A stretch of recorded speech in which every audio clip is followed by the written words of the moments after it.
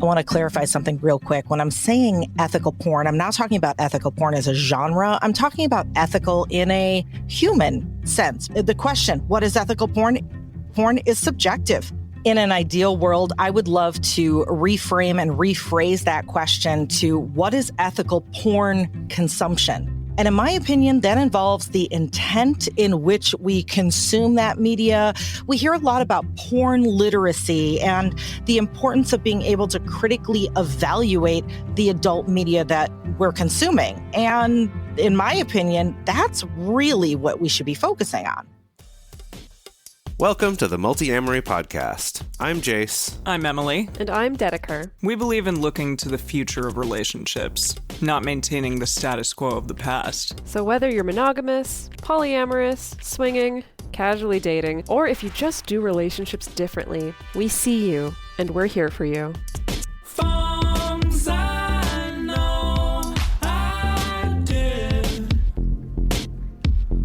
Forcing me to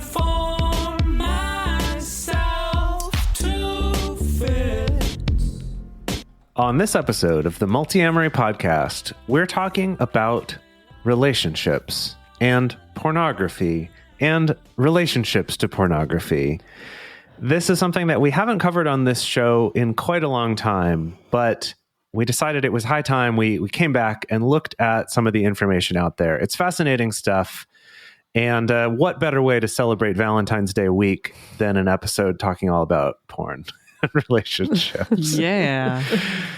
So in researching this episode, it turns out that it's incredibly hard to find any kind of unbiased articles or information about pornography. Like almost impossible.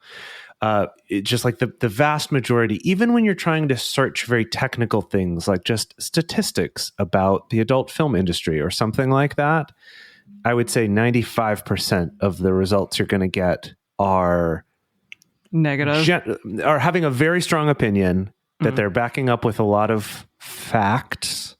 And I'm putting those in quotes because maybe some are, maybe some aren't. We're going to talk about that a little bit in the episode. But like very, very strong feelings that like right from the start, you're like, I don't trust this source to have any kind of objective sense, even if maybe they're pulling their stats from some reputable places. So in looking into this, I ended up kind of having to find some articles on sites like Psychology Today that are going to write about it a little more objectively, and then kind of follow the thread of like different people mentioning other studies, mentioning other people writing about it, things like that to put this together. So just to kind of put that out there, that for each piece of information that we talk about in this episode, if you go and search this yourself, you'll probably find 10 other articles or maybe 100 other articles vehemently contradicting it. So with this whole episode, just understand that, take it with a grain of salt, but hopefully with this, we can challenge some of those things that you'll find out there otherwise. We did the work of digging through the internet so you don't have to. That's what I'm trying to say. Go us. That said, in the same landscape, of course, you're also going to find thousands of articles that still state that polyamorous relationships and queer relationships are wrong, or on the opposite side, that they're unequivocally always healthy and correct. Right. And, the and right they're all way going to back be. It up with research. Yeah. Or that BDSM is harmful to society, or that promoting transgender rights are hurting our children, or that asexual people need to be fixed. So what all of these topics have in common is that there's some linkage to sex in some way, and that digs at some really uncomfortable places in our culture. And when we dig at uncomfortable places, that means that often there's an emotional charge. And when there's an emotional charge, often it means there's very, very strong opinions. And I'm talking both for and against here. Hopefully, all of us recording and all of you listening at home are able to keep an open mind, try to put aside some of our immediate reactions, and give some space to entertain some other ideas. I think that's really the main point of this episode, is not about trying to convince people that porn is all wrong or that porn is all good and we should never be critical of it, just to present a little bit more of just more information so that you can take that in and make some decisions for yourself and how it fits into your life. Alrighty, to start off with, let's talk a little bit about porn. Like, what is it? Why is it such a hot button topic? Well, for your information, the adult entertainment industry as a whole is estimated to be worth somewhere around or a little bit over $100 billion. So for comparison, that's essentially similar to the video game industry. It's kind of close in size. However, the overall entertainment industry is way, way bigger than that. When I hear the word billion now, it's funny. I'm like, oh, that's not that much money, because I think about things like Facebook or Apple that are, that are valued at trillions of dollars now. But I understand that there are very few things on the planet that are valued at that much money. So our human brains are bad at understing orders of magnitude. Yes, you're right. You're right. That we're just not good at conceptualizing it. It's just too big. Yeah, no, 100 billion is very, very big for sure. And the podcast industry, for example, is around $11 billion. So much, much smaller than the porn industry is what it's valued at. Well, here's the little trick that can help with understanding orders of magnitude with millions, billions, and trillions. So if we think about it not in dollars, but in seconds. So 1 million seconds, that's 12 days. Okay. 1 billion seconds is 31 years. Whoa. 1 trillion seconds is 31,688 years. So wow, that always isn't that wild? Yeah, that bakes my noodle a little bit, because once we get to 1 million, it kind of all turns to mush, and we're just like, it's just roughly the same. But there's actually quite a lot of difference between $1 million and $1 billion and a millionaire and a billionaire. But anyway, that's tangential.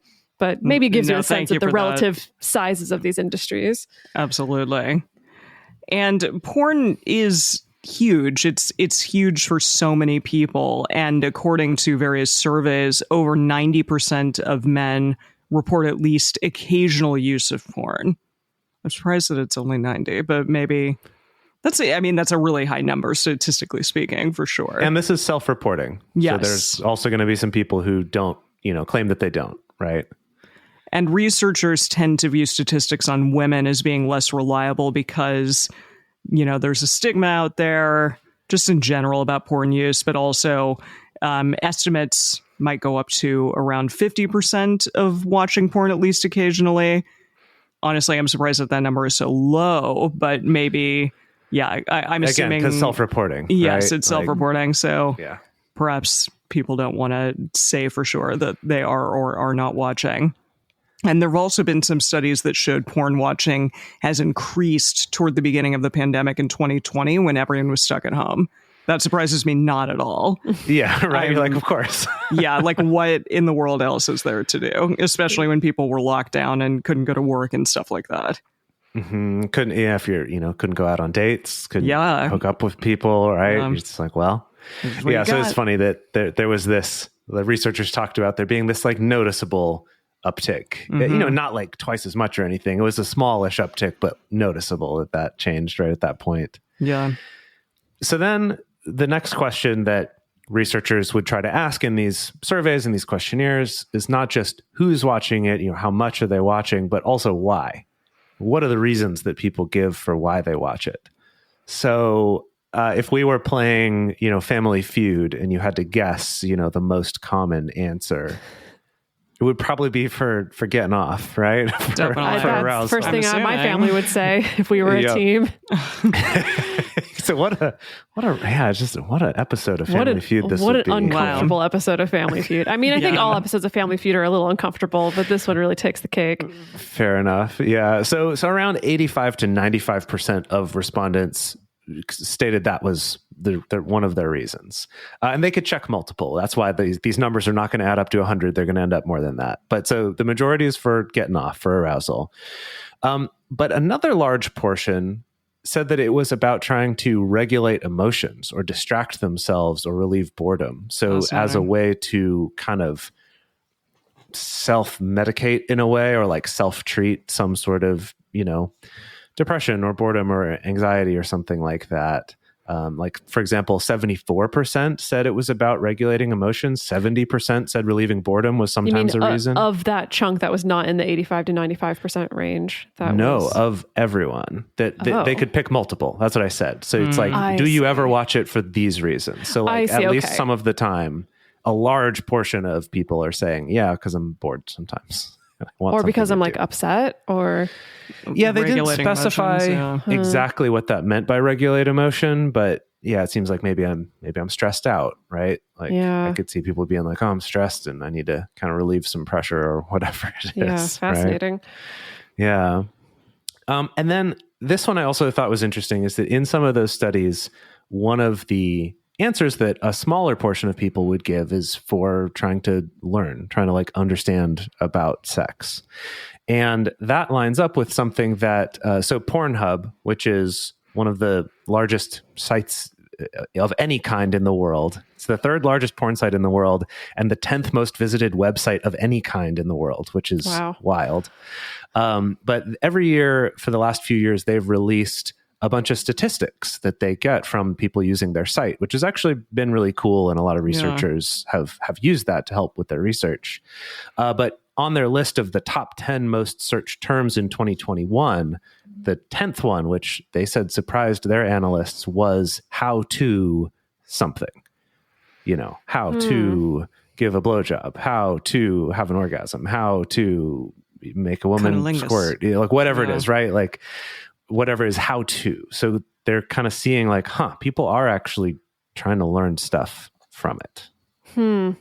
That's really, really interesting, because that brings us to the topic of the intersection of porn and sex education, right?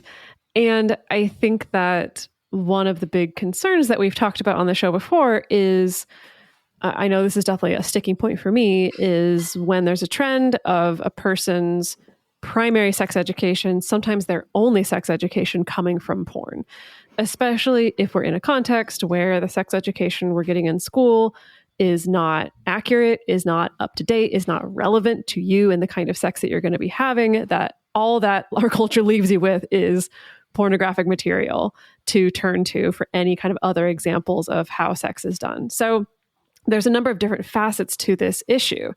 So we can explore it a little bit. So on, I guess, the naysaying side, as far as like using porn as your sex education, that porn is designed to be performative rather than realistic. The often porn, and especially most mainstream porn, is not showing you sex as it tends to happen in real life. It's not showing you what average sex is like. And so that can create some weird expectations at the very least.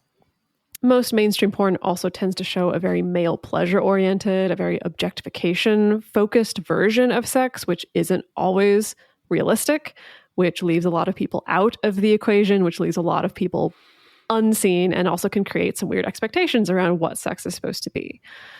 On the positive side, it can provide exposure. It can normalize certain fetishes, certain kinks, certain preferences. There may be a particular kink that you've only heard about in the ether and it sounds weird or it's hard to understand. But then when you're actually presented with it in a pornographic, context, then maybe it's intriguing or arousing, or that's the way that you discover, oh, wow, actually, I think I can get into this kink or into this particular fetish. Or I suppose also you just come across something and it's like, I didn't know that was the thing I would think was hot. And there it is. And here I am. Which it's funny because we've listed this as like a potential benefit of getting some of your sex education from porn, which I could see a lot of the sites that I came across stating this as exactly why it's a problem, because it's, making people into deviants and whatever. But clearly we have a different view on kink. Indeed.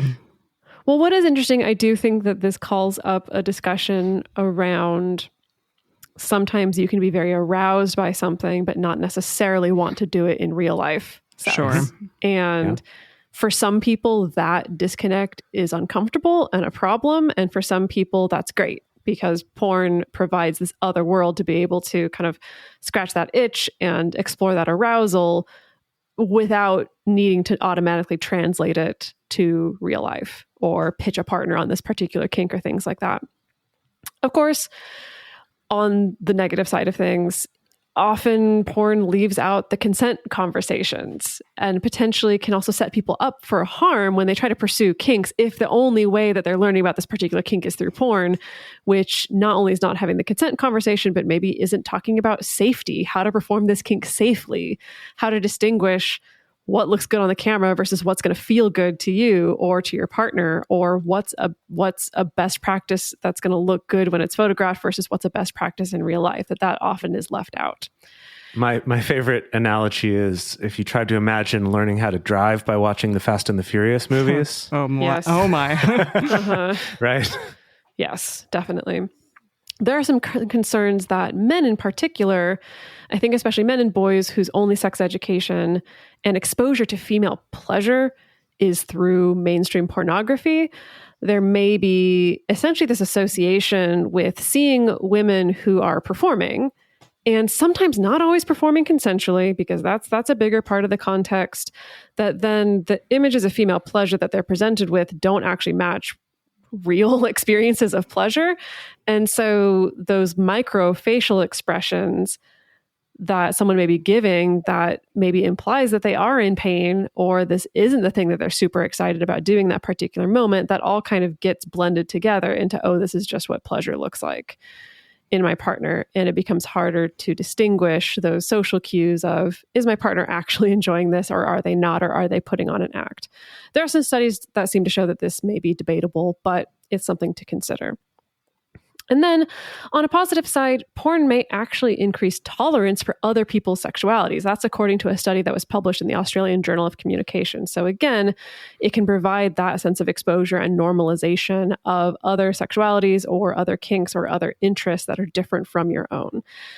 I think the main takeaway that we can get from all this, though, is that porn's probably not the number one place to go if learning is what you actually want. And it is so fascinating that they're starting to see more people who are searching for, how do I do this? How do I do that? How do I do this? It does seem to imply that there's a certain extent where people want to learn how to be good lovers or good partners or to get good sexual technique. And this is literally the only resource that we give people.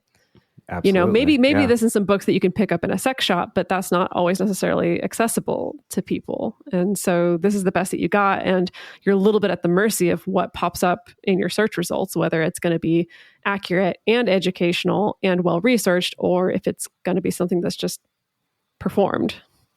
Yeah. But what about the children? We always got to ask about the children. What about the children? I think that as a young person growing up, a lot of the narratives that are put out there are that, you know, kids are going to get into porn and then a variety of things may ensue, like you are, I don't know, that's all that you're going to believe that sex is, or it's going to turn you into a deviant, like Jase said, or something along those lines. And just to point out, like, the differentiation between multiple studies that exist out there in the world. A few episodes ago, we mentioned a 2018 study of young adults that showed more frequent porn viewing was associated with lower sexual satisfaction. However, when we looked into research for this episode, there are a number of studies that seem to refute that claim. So it's not as simple as just saying, like, you know, if you watch porn as a young person, that means that you're going to have less sexual satisfaction.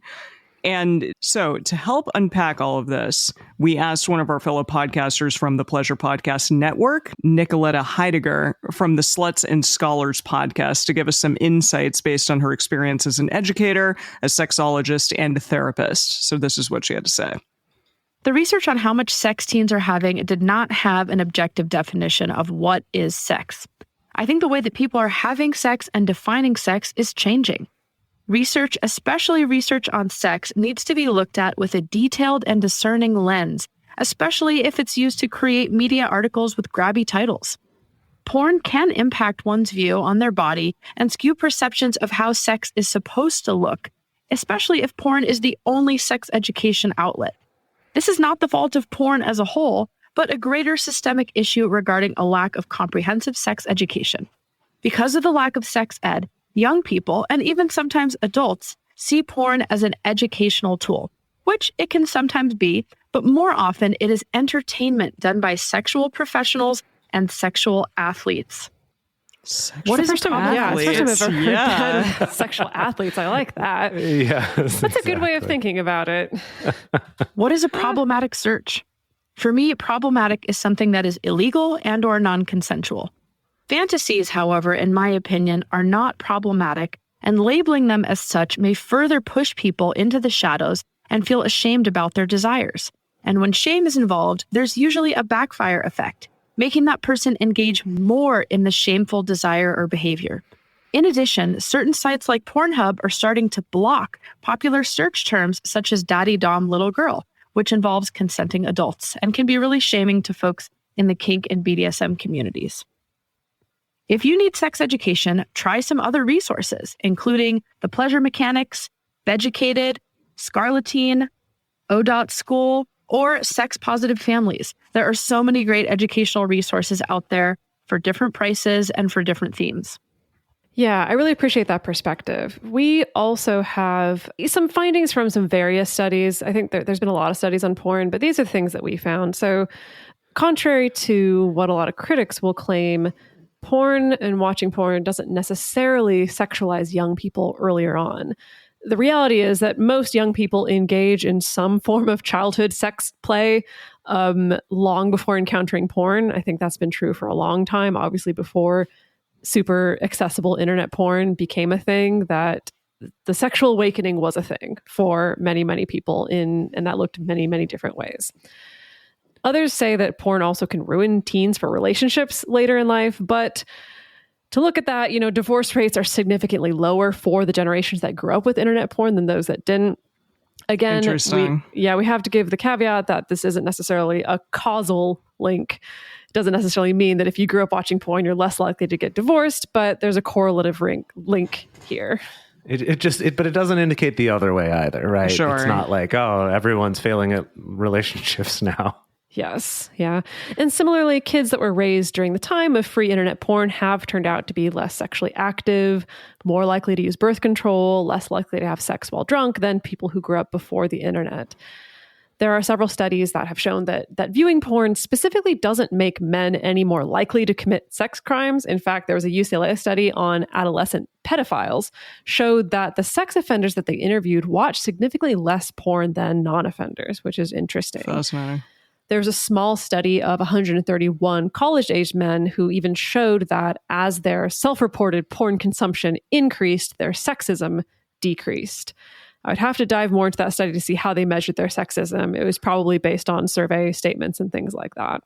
Yeah, answers to questions, I'm sure. Yeah. Yeah. And then there have been some studies that have looked at countries who have relaxed their anti-pornography laws and looked at crime statistics before and after making porn more legal and more accessible, specifically Japan, Denmark, and the Czech Republic. And they found that after relaxing these laws, sex crimes and sexual child abuse decreased, even while the general crime rate stayed the same, which is... It is interesting. I know, especially with Japan, I'm a part of that conversation often since going there so much, that is a conversation that porn laws in Japan are really interesting. They allow a very wide variety of porn, like very, very off the wall stuff that even here in the States we might categorize as illegal. And yet it was very much a thing that they found after these porn laws were loosened that sexual crimes decreased. And it is just a curious thing to think about of like, if there's a space again for fantasy that you don't necessarily want to have in reality or is essentially antisocial to have in reality, that maybe that's a good thing or an adaptive thing. Yeah. I mean, to go back to some of, what we're talking about with, what about the kids is that in a lot of those studies and the stuff I was reading, one of the things that the researchers are pointing out is they're like, even though a lot of young people are kind of learning about sex from these things, they also have identified that youths do know the difference. Like they know that this is fantasy. So even if it's like, I'm going to learn something from it, but I also know it's not real. And I think that kind of plays into that conversation as well, where it's like, well, maybe if there is an outlet for someone who knows that the thing they like is something they wouldn't want to do in real life. I don't know. It's a very hot button topic. Clearly.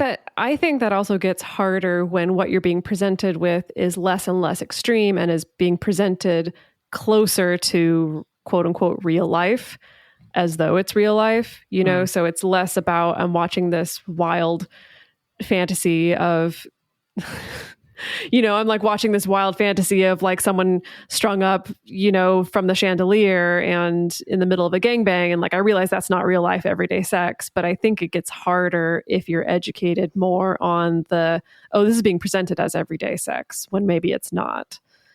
Yeah. You know, I think that's where it starts to get a little bit trickier and maybe trickier to tell the difference if your only exposure to real sex education has been that. Sure.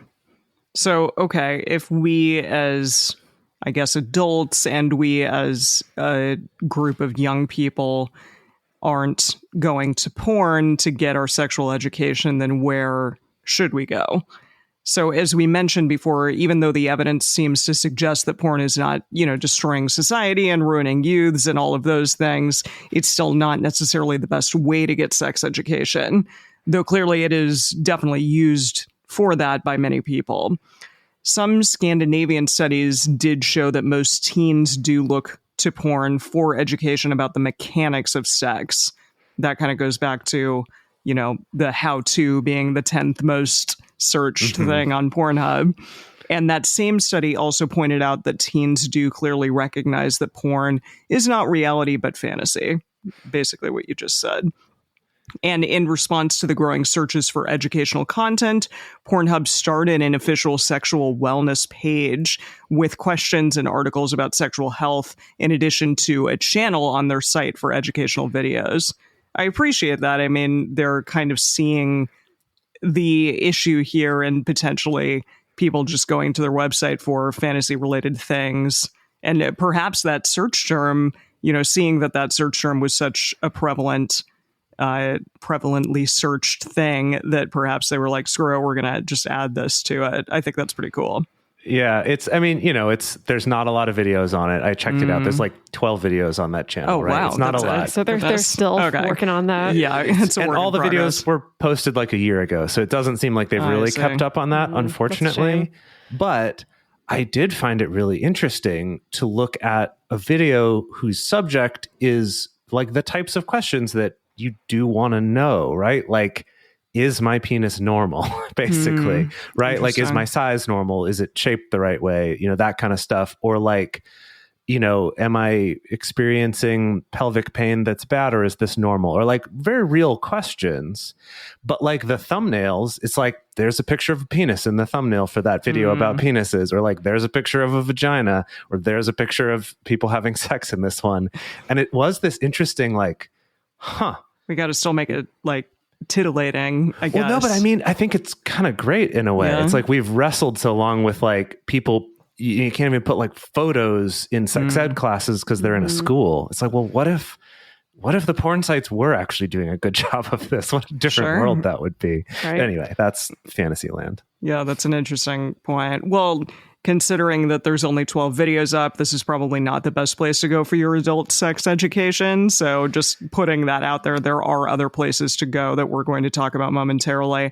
And in terms of kids, for sex education for kids, you should definitely check out episode 337 with Miss Ashley. That was a great episode. A lot of people really loved that. So check that one out. Yeah. So as far as online resources for sex education, you know, there were some that Nicoletta mentioned earlier, such as The Pleasure Mechanics, O.School, Sex Positive Families, Scarletine is more geared for teens. But another one is Beducated that she also mentioned, who's also one of our sponsors for this episode.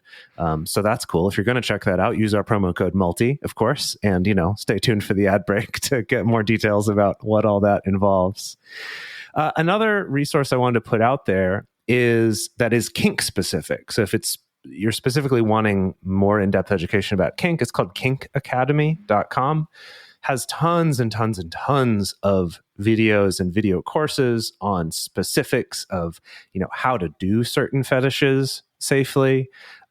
Lessons, some more general on just consent. Some are about starting and ending a scene of any type, and about sexual health, pelvic health, all sorts of things like that, and features some videos featuring our friend Sonny Megatron from the American Sex Podcast, who you will hear from later on in this episode. And for an overview of sexual health, just about, STIs and that kind of stuff, I definitely recommend our free 2-part series on episodes 351 and 352 about STIs and safer sex, where we tried to destigmatize and talk about all that in just a real matter-of-fact way. So before we go on to the second half, we're going to talk about porn addiction, the research on that, as well as talking about ethical porn, and then how porn shows up and affects people's relationships. We're going to take a quick break to talk about our sponsors. We love making this show available and these resources available to everyone out there for free.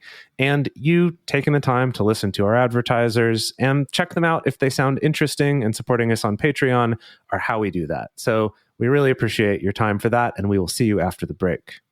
And we're back, and we're hopping straight into yet another hot button topic. Oh, yeah. Which is the topic of porn addiction. So this topic blew up around 2015, probably a similar time that sex addiction was also cropping up as a topic. I think sex addiction started taking off earlier than that. I feel like I remember, when did Tiger Woods have his whole scandal? Because I feel like in my understanding, that was the first time where there was, in my memory, where there was a celebrity mention of, who I think got caught in an infidelity, and then the story was, I'm a sex addict. That's what the story is, and so I'm going to go to rehab. And November 2009. Okay. I was going to guess 2010, so all right. Yeah, I wasn't too far off. Nope. Yes. Yeah. Since then, a really large industry has risen up offering treatments, therapy for porn addiction. So to start this discussion, we're going to bring back Nicoletta from Sluts and Scholars to give us some more insights right off the bat. In short, porn and sex addiction are not real mental health diagnoses. There are folks who practice from an addiction standpoint, but that approach is not informed by research or approved by global mental health organizations, such as the Diagnostic and Statistical Manual, or DSM.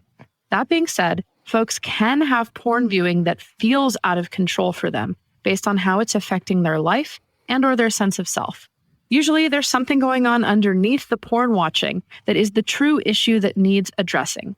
This could include not having other coping tools or resources, a shame cycle, not feeling content with oneself or one's relationship, anxiety, depression, or trauma. Sometimes the issue is not about the watching of porn itself, but more how someone feels about their porn watching habits. Yeah, I think that's an analysis that makes a lot of sense. It is that weird thing where, again, I think sometimes our language fails us in the sense that, when we talk about addiction from a technical sense, that talks, we're referring to literal changes in the brain, having increased tolerance of whatever the substance is, going through withdrawal if you can't get the substance, and then other kind of symptoms. And the way that porn works in the brain, it's not quite that. There's parts of it that could be similar to that, but it's not exactly that same mechanism. And that's why it gets a little bit confusing, and I think that's why we've seen also a trend of not only talking about sex addiction, but food addiction, video game addiction, these things where it could be a problem, like Nicoletta says, they could feel out of control, but it's not technically really an addiction like in the traditional sense that we understand it. And I think because there's that disconnect, it becomes hard to understand how to actually respond to that, or to get help for that, or to even evaluate if you actually do need help or not. Yeah, and we're going to talk about some more information about that. But I'd say maybe the short takeaway is everyone should stop using the word sex addiction or porn addiction. It's not an addiction. It just, period, is not. There's no debate there. Stop calling it that. If you want to talk about it as being a problem for you or a compulsion or something like that, that's a different conversation. But it is not an addiction. That's just scientific fact right there. Yeah. So there's a meta-analysis of 15 different studies on pornography, which incorporated almost 7,000 participants. And the analysis showed that there isn't any correlation between the amount of porn that someone consumes and how likely they are to identify as a porn addict. Rather, the highest correlation that they found was between being more religious. That meant that it was correlated with being more likely to identify as a porn addict, regardless of how much porn they actually watched, which this tracks with a lot of anecdotal evidence and a lot of stories that I've heard, especially because I grew up in very intense evangelical purity culture, hearing a lot of stories, usually from boys and men, about, I keep wanting to masturbate, I must be a sex addict. Oh, wow. You know, even I heard a story once of someone who went to like Sex Addicts Anonymous. And then when he was explaining, oh, I've actually never had sex. It's just that I have sexual fantasies and I want to masturbate sometimes. And having that rude awakening moment of, oh my God, like my sense of what actually counts as too much sexual compulsion or sexual interest is really, really skewed because of the religious upbringing and the religious identity, which I think is really fascinating. And this is known as PPMI, or pornography problems due to moral incongruence. And researchers, they have clarified that moral opposition to porn, despite using it, that moral opposition doesn't have to be religious, but that the correlation on their studies between people identifying as religious and having this problem that they may self-identify as porn addiction or otherwise just thinking they have a problem with it, that correlation was so high that they're basically like, if a patient comes to you saying, I think I might be a porn addict, that's a place to start is, are you religious? And if they say yes, like, well, okay, you're 90% of the way to a diagnosis of like, here's where the actual problem is. It's about the shame and feeling one way about something, but doing it anyway. That moral incongruence, right? So this means that the people then who are reporting struggling with watching too much porn or with their self-control over watching porn, according to the studies, they're not actually watching more of it than other people. They just feel worse about it. And that feeling worse does have very negative health effects, such as stress and anxiety, depression, decreased sexual well-being because of that shame that keeps coming up, right? Of, you know, I mean, Nicoletta mentioned that a little bit earlier too. So like, that's the actual health problem there, is that incongruence. Yeah. And people who come in for porn addiction, you know, to a doctor or to a psychiatrist or whomever, you know, a counselor, they're not doing that. They're not there because of this objective measure that's, you know, somewhere out there saying, okay, you're watching too much porn.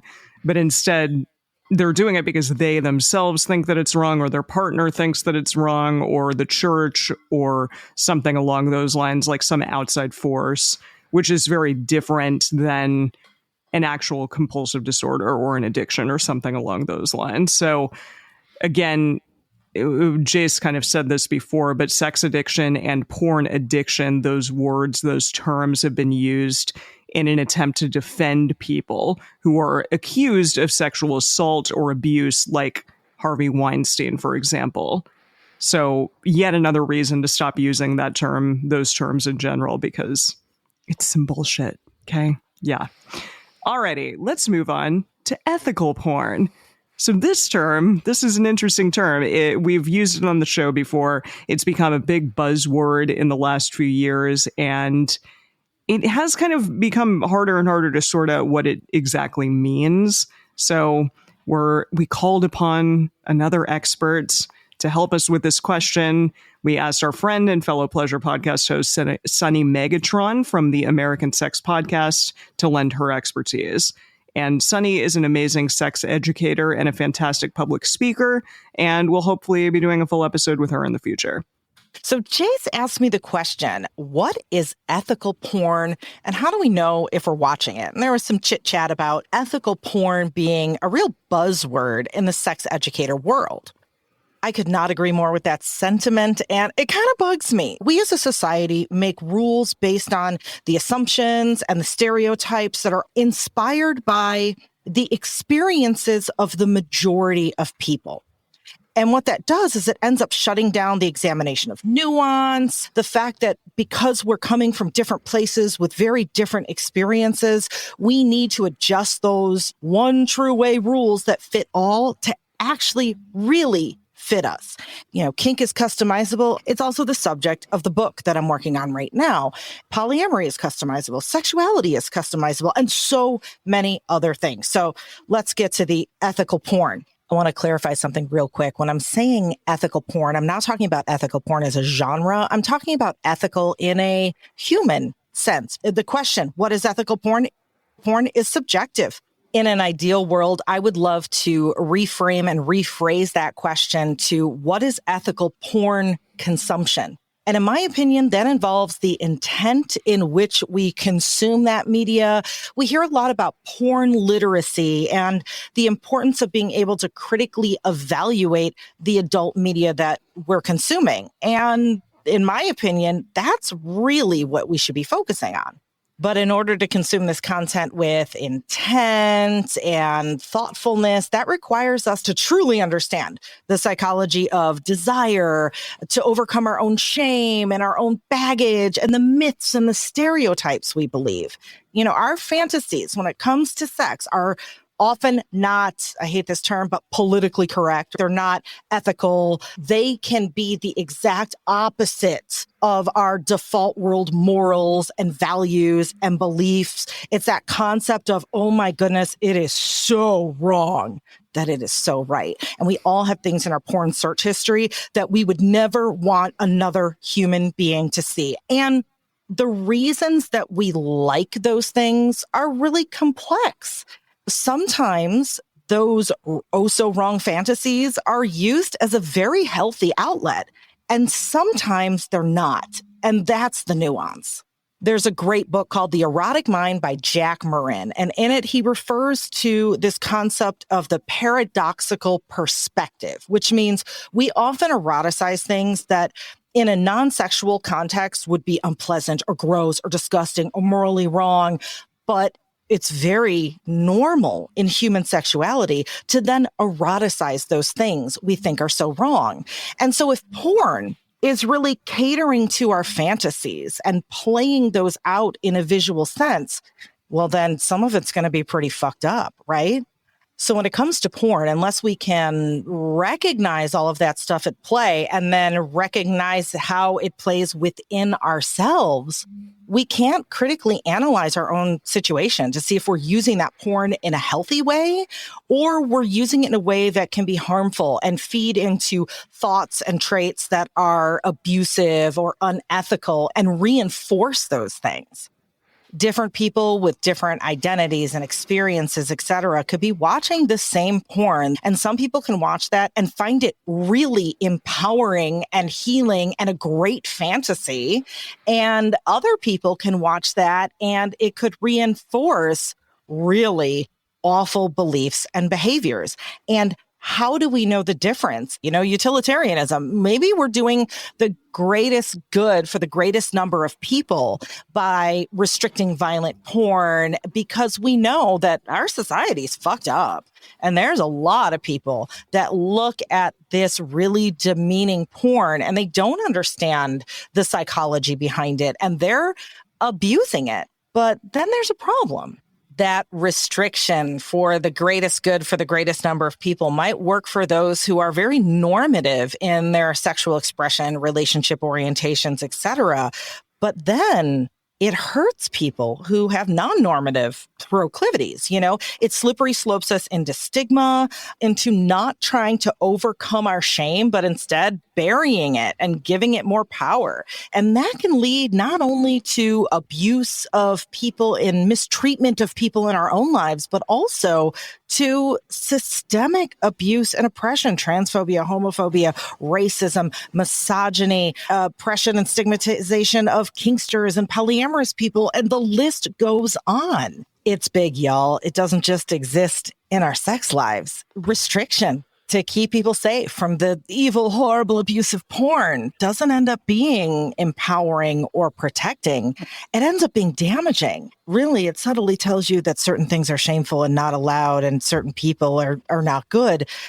That's a butterfly effect with ripples that touch so many things and negatively affect so many people that have nothing to do with sex. Another consideration, how are the people who are making these films being exploited? That contributes to whether porn is ethical, or the fact that a large percentage of this porn is still being produced by some pretty fucked up people that are perpetuating some really unhealthy ideas to the public. Again, there's no easy answer to any of this stuff, but I really feel that the crux of a lot of this lies within all of us to become more literate and thoughtful in our consumption. The market follows what the people want. And if we each do our part to change what the people want collectively, those porn producers and companies are going to have to follow suit if they want our money. When it comes to ethical porn as a genre or a brand, I am a huge fan of queer feminist porn. First of all, I like the down and dirty, like this is oh so wrong kind of content, and that gives it to me. Secondly, I love the focus on the ethical treatment and payment of actors and those involved in production. And thirdly, queer porn often recognizes that the average person doesn't know the difference between fantasy and reality. So they include conversations about consent and they emphasize that. So in a subtle way, they're helping change the culture and educate the public. Queer feminist porn is great for me, but I know it's not for everyone. And those people still need to learn about the ethics of consumption, the ethics of production, and the importance of doing the self-work. There's many valid ways to change and subvert the culture from the inside out. And the more, the merrier. But I truly believe the end goal is achieving ethical consumption in a way that everyone can determine that for themselves, because there is no one ethical product or medium or genre that's going to fit everybody. Gosh, I feel like we all just lucked out in getting that wonderful TED Talk from Sunny Megatron, seriously. like for free. Yeah. And folks, we realized that was a long clip, but it's just, she said all of that in a way that was way better than how we could have said it. Yeah. I think like she's just so smart and so wonderful with these things. And I think it makes a lot of sense. And I think, like Sunny was saying, introducing more nuance into this conversation means it breaks out of, which for me, even, I think it's very easy to think about ethical porn as, oh, it's this handful of websites that charge this amount of money. Oh, it's this particular genre of porn. Oh, it's this particular porn that tends to use these kind of performers. When the question goes beyond just the product, but also how you're consuming it, how you're using it, and like she said, the intention behind it as well. Yeah. So then that segues us into porn and relationships and how this affects our relationships. So in relationships, porn can be a challenge, right? I think all of us have either experienced ourselves or know someone who has had some kind of small or large drama in a relationship because of porn.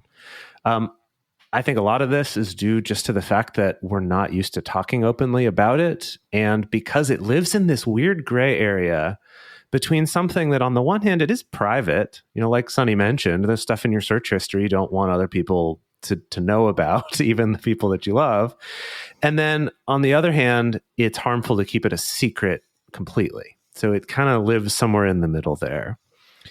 So then we're just going to kind of cover some of the things that can come up with porn and relationships and talk about those a little. And the first one that comes up is this concept of infidelity.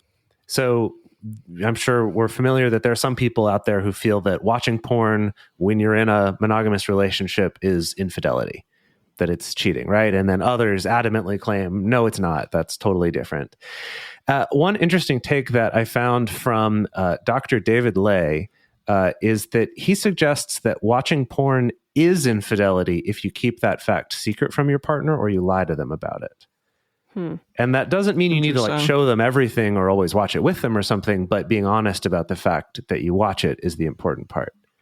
And I don't know if I 100% agree with him, but I do think that's an interesting angle to take, right? It's like, if it's about lying and secrecy, whether or not we put the infidelity label on it, it's not great though, right? Like, secrets aren't great. If both of you have wildly different opinions about the consumption of porn in relationships, then yes, you should probably discuss that at some point. Well, right. but that falls into, I think, the same category of, and we've talked about on the show many times about incompatibilities, about differences between partners. I think that falls into the same genre of you and your partner can be on different pages about how much porn you consume, what kind of porn you consume, if you consume it at all. And that's okay. You don't have to be a united front in that necessarily, but it does come down to, can you still respect and love and appreciate each other in that difference, or does it cause tension and friction? And that's not a right or wrong binary. If it causes tension and friction, that's something to look at and to examine. And then also maybe that's not the right partnership for you if it causes that much friction as well. You may realize that it's more important to me to have a partner where we're more aligned in that than different. Or you may be okay with it being different. Right. And so if you are finding that you're keeping that secret from a partner, the important question is why, right? Is to just examine that and start to have those conversations about why you're keeping it secret, and really do that hard work that Dedeker was just talking about of deciding if this is something we can live with, that we think different about. Or maybe you don't think differently about it and you both just never talk about it. That's also possible. Yeah. So another challenge spot that can come up with porn in relationships is if porn is being used to compensate for unmet desires sexually in a relationship.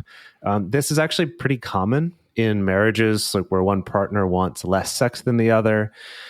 But where it can become a problem is if that dynamic isn't being discussed, right? If it's being used for that, but secretly there's this like resentment building up about that mismatch. And so it's just, as long as this is something that you're communicating and talking about, it's not necessarily a problem, but it is if it's just as a way to foster more resentment. And some fun news from some studies. Beep, beep, beep, beep, beep, beep, beep, beep, beep.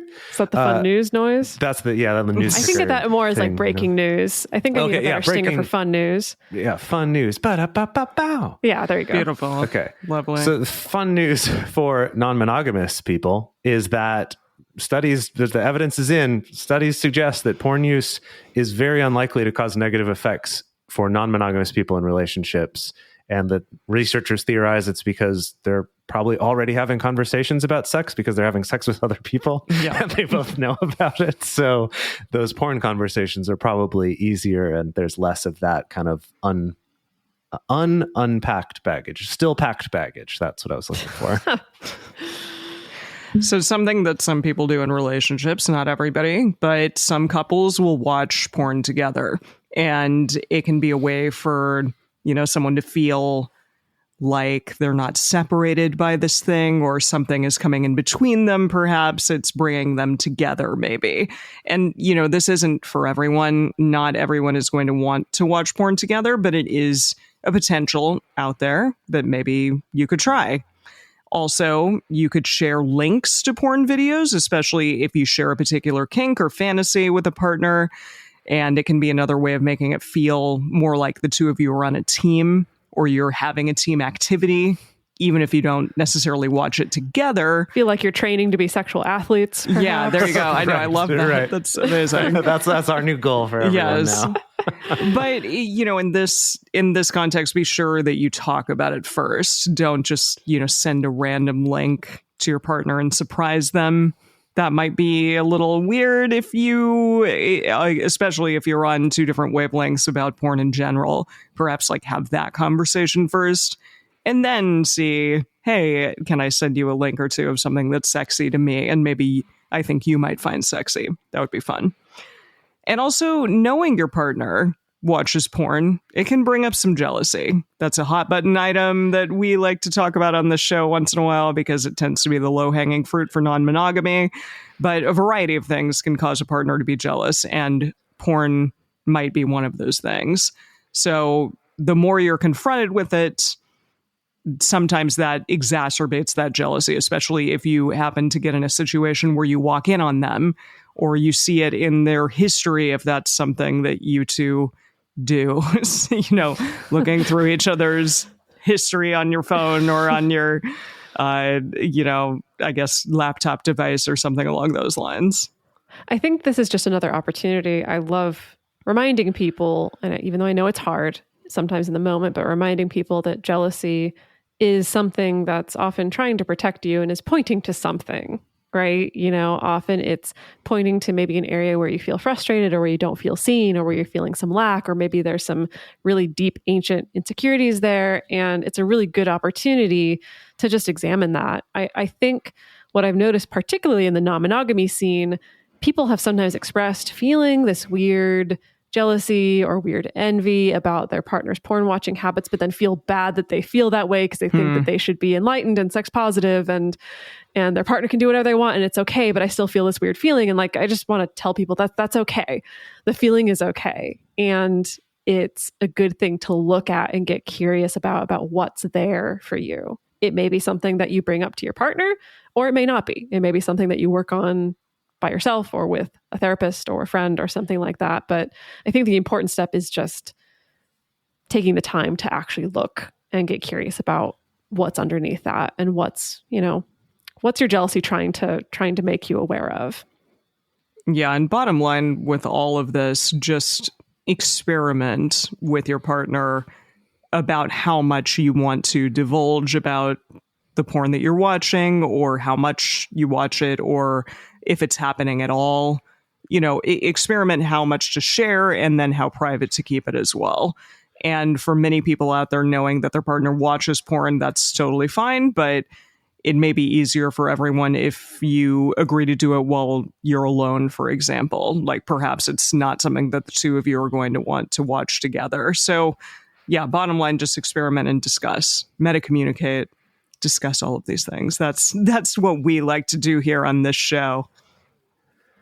And if you're trying to be more ethical in your consumption, and let's say you're actually paying for your porn and supporting creators, you may try out some different ways to make that more or less apparent to your partner. If your partner is someone, again, who is kind of close enough up in your business that this might be apparent. This is inspired by a particular email that we got about someone's situation. So for instance, if you share a bank account, you might look into using separate accounts for those particular purchases if it feels uncomfortable for the two of you to, for each of you to see what exact porn transactions you're taking part in. It's a funny thing, right? Where it's I'm fine with my partner watching porn in the abstract, but if I know every time they're doing it, sometimes that could feel weird because I just might not be in the right mood for that at that time, or in the right headspace for that when I come across it. Like Emily mentioned, walking in on someone or finding it in, you type the letter P into the search bar in your browser on the computer you share, and it autofills with, some porn URL, right? You're getting, in any of these cases, you're getting presented with it when you weren't ready for it or thinking about it. And so maybe that's something that you could find some ways to avoid. Yeah. Or for instance, if let's say you're cohabiting, maybe you share a computer, or you share a device, you can just discuss options like using different web browsers, using separate profiles, agreeing to always use incognito mode, so that maybe you want to just completely remove the opportunity that either of you have to snoop through the history and see what your partner is watching. Or maybe y'all love that, again, just have a conversation. Maybe that's hot to you, like there isn't necessarily a right or wrong here. What makes it right is if both of you are consenting and feel pretty comfortable about that. I do think these days, I think I did see some statistics that porn watching is increasingly moving more onto mobile devices, which makes sense. Probably for that reason, Yeah, probably for that reason. So maybe this might be a less relevant tip to people, but still. Again, at the end of the day, communicate and experiment. Communicate first about how much you want to know, how much you feel comfortable sharing, and then just do your best to be honest with each other after that. And you can run some experiments with how much you share, how much you watch together or don't watch together. And don't be afraid to admit that something doesn't feel right to you or something isn't working. You can try something else. You can realize it may change over time. It may change depending on the season of life that you're in or what's going on your particular day. That's okay. I do think that one of the drawbacks of the sex positive movement is that it puts a lot of pressure on us to feel okay with all forms of sex all of the time. And there can be this pressure of, oh my God, if I'm not down to watch porn with my partner, I'm a bad partner. Or if I don't watch as much porn as my partner does, I'm a bad partner. Or if I feel a little bit weird and squicky about my partner's porn watching habits, that means I'm a bad partner. And that's not necessarily the case. The whole foundation of sex positivity is consent and it being you developing a relationship to sex that you want to have. Yeah. So to wrap this episode up, we're just going to do a quick little review here, a little takeaway section. So while in this episode, we focused mostly on contradicting some of the mainstream misinformation about pornography or porn addiction or sex addiction and its effects on society, it is still a nuanced topic, and it isn't without its dark side. There's still a problem in the world with sex trafficking, and some of that is connected to the porn industry. Aside from that, there are still porn producers like Sonny Megatron mentioned who are just shitty to their performers and perpetuating awful ideas or abusive things like that. Like, that is a reality, and we can't just ignore that that's true. Then on the other hand, there has been this rise of truly independent porn producers, which has been made possible by any number of sites, sites like Patreon, OnlyFans, Fansly, many others. I know all of those sites have their own history of being really kind to porn, like independent porn performers, and then suddenly switching tactics and wanting to scrub all sexual content from their site and then going back and forth. So I realize none of those platforms are perfect. But the trend that we're seeing is that people are getting more and more opportunities to support performers directly and creators directly and not have to rely on publishers and studios. And again, like Sonny Megatron was saying, as businesses see that people value more ethically and mindfully created content, they're following suit. They're following the trend. So in 2020, Pornhub removed almost 80% of their total videos, and that's 10 million videos. That's a lot of videos. 80% of their content in an effort to combat abusive and non-consensually posted videos by requiring users to verify their identity before uploading. So, sometimes this change can be slow going, but definitely as people vote. I mean, the word that came to mind was like vote with their dicks. I know not everyone who watches porn has a dick, but vote with their clicks. That's what I'm going to say. Yeah, vote with their clicks. That's good. I thought businesses, you said clit, but you said click. Their dicks, their clits, their whatever it is that you have down there. Your click, sticks, and clits. Vote with all those. Yep, there you go. No, that's great, right? It's like the old vote with your dollars thing, but in the modern day of the internet, your clicks are actually what matters, right? Because money isn't always passing in a clear "I hand you dollars" kind of a way, right? Indeed. So there's a lot of feelings out there in regards to the porn industry. It's not everyone's cup of tea. It's not, a gorgeous paradise that everyone flocks to and loves all the time. Some of it isn't the best, but we should be destigmatizing it. We should be creating more support for sex workers and talking more openly about sex and pornography, because ultimately this will lead us to a healthier, more consensual, and less dangerous world. And one more time, we just want to give a special thank you to our amazing guests who helped us out with this show today. Nicoletta Heidinger is a licensed marriage and family therapist and sexologist. All y'all out there can find her on the Sluts and Scholars podcast or on Instagram at Sluts and Scholars. And Sonny Megatron is an award-winning certified sexuality educator and relationship coach. She's the host and executive producer of the Showtime Originals television series Sex with Sonny Megatron. And she co-hosts the American Sex Podcast and the Open Deeply podcast. You can find more of her at sunnymegatron.com and at Sonny Megatron on all social media platforms. So for our patrons, we are going to stick around and do a fun and wild bonus episode where we're going to talk about some interesting results from the porn search trends in 2021, as well as the weird world of non-sexual content on porn sites. On our Instagram, we're posting our weekly question, which is, what counts as ethical porn to you? Or maybe put another way, what are the things that you might look for or think about if you're trying to be more ethical in your porn consumption? If you want to talk about this episode with other listeners, the best place to do that is on this episode's discussion thread in our private Facebook group or Discord chat. You can get access to these groups and join our exclusive community by going to patreon.com/multiamory.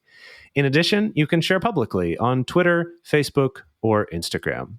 Multiamory is created and produced by Emily Matlack, Dedeker Winston, and me, Jase Lindgren. Our episodes are edited by Mauricio Balvanera. Our social media wizard is Will McMillan. Our production assistants are Rachel Shenowork and Carson Collins. Our theme song is Forms I Know I Did by Josh and Anand from the Fractal Cave EP. The full transcript is available on this episode's page on multiamory.com.